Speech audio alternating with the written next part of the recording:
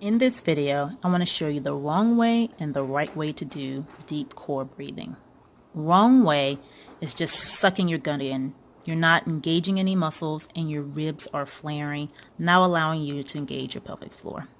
The correct way, you want to exhale and breathe a long breath through your lips. You want to exhale, and as you're exhaling, you're engaging your transverse abdominis.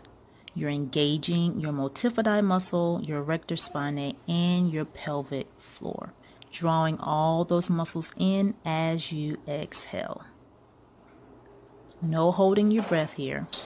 You're just engaging those muscles as you're breathing out.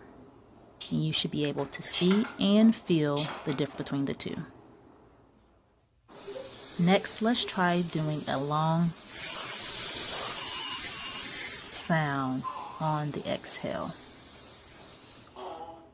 The sound may help some of you feel a better engagement or zipping up of your pelvic floor. This will also help you engage those same muscles, your transverse abdominis, your multifidi, your erector spinae, and again, as well as your pelvic floor. Let's look from the side. Here you're seeing all those muscles engage. Again, breathe out and zip up. Engage all those muscles. Don't hold your breath, but engage all those muscles all at once. And relax.